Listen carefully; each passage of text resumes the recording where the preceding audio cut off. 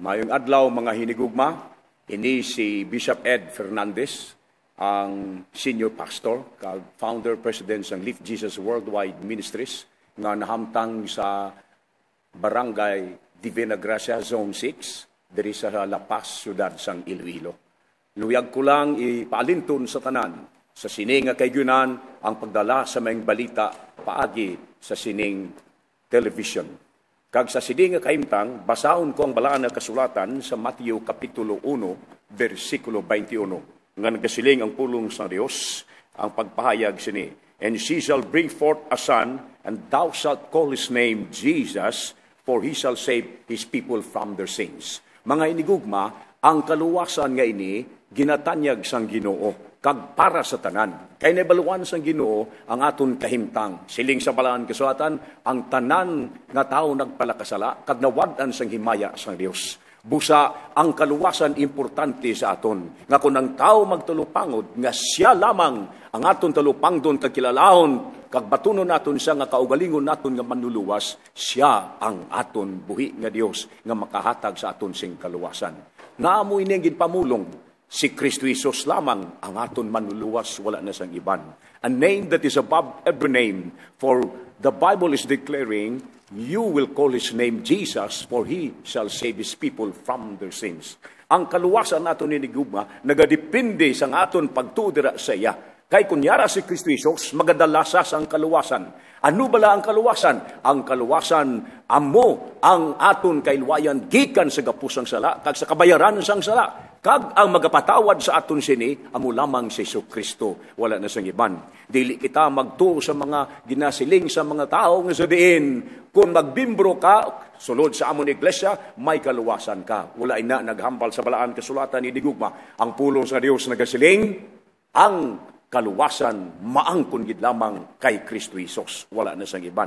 Sa sining adlaw, kung talupangdon mo ang gugma sa Dios nga ginpahayag dira sa iya paagi sa pagpangamatay niya sa krus ng Kalbaryo, ang imong sala mapatawad kung imong kilalahon nga ikaw makasasala kag batunon mo si Kristo Jesus nga imo kaugalingon nga manluluwas. Hinigugma ang kaluwasan para sa imo kag para sa akon. Sa pagtulupangod naton nga kita makasasala, ang aton lamang isiling sa aton mga katawhan, Ginoo, ikaw ang akon manluluwas, wala na sang iban. Amo ning pagigugma sa Dios, nga sa diin labuton ikaw kag ako, dako nga pagigugma sang Ginoo nga ginatanyag sa imo kag sa akon. Hinigugma ang tao subong wala sing kalipay, wala sing kasiguruhan, wala sing natawag nga paglaom, nga aman kay nagalingkod, nagapuyo, kag nagakabuhi sa idalom sa kagamanan sang pagpakasala. But thank God today we have a good news for you. If you recognize that you are a sinner, and if you will accept Jesus Christ as your personal Lord and Savior, repent of your sins, I can guarantee you by the authority of God's word, you will be saved. You will have the salvation in the name of Jesus Christ. Hinigugma, salamat sa sining adlaw. Labuton ka sa pagigugma sa Ginoo kung diin ka man subong. Kag kung ano man ang imo ginabuhat, ang gugma sang Dios nagadabot sa imo. Kaluwasan imo mabaton, kaluwasan imo maangkon, paagi lamang sa paginulsol.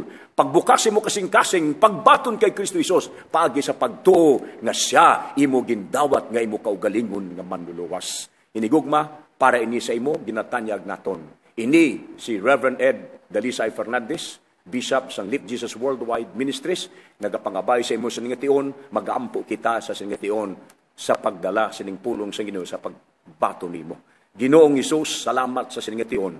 Ang amon pagbaton sa imo, kag ang imo pulong nga amon gindawat sa ningation. Nga ikaw lamang ang kaluwasan namon, ikaw ang manluluwas namon, wala na sing iban pa kundi ikaw lamang. Busa Ginoo sa nagapalamati sa siningation, ikaw ang magatandog sa ila, ngang gugma nimo Dios magadabot sa ila, kag sila man o Dios magapalapit sa imo, kag ang kaluwasan maangkon nila. Kay ginigugma mo ang kalibutan, sa bagay nga ginpadala mong imubugtong anak, ang bisan sino magatuo sa iya, may kabuhi nga walay katapusan. Salamat Ginoo sa mensahe sa siningation, dalayawon ang imong ngalan.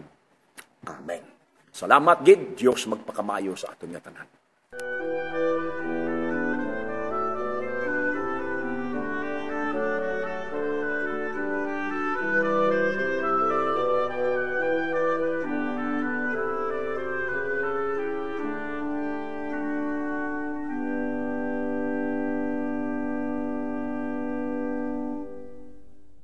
Hinigugma kung ikaw nakaangkon sang kayuhan sa singitiyon, pagsabat sang imong mga palaligban, kag nakabaton ikaw sang mga pagpakamayo, gikan sa sining ministry, ukon pagpahayag sa pulong sa Ginoo, pagsulat lamang, pagpanawag sa amon, kag ang borderline nga programa, magapahayag, kag magadala sini nga pagkilala sa inyo mga pagkinahanglanon. Inyo liwat ang inyo alagad, si Bishop Ed Dalisay Fernandez, nagasiling sa inyo, Diyos magpakamayo sa atong yatanan, kag di ka magkalimot, si Jesucristo magabalik-liwan, pusa mag-aman, magmatutom sa pagpangalagad, kay siya ang Diyos naton paglaom sa tanan.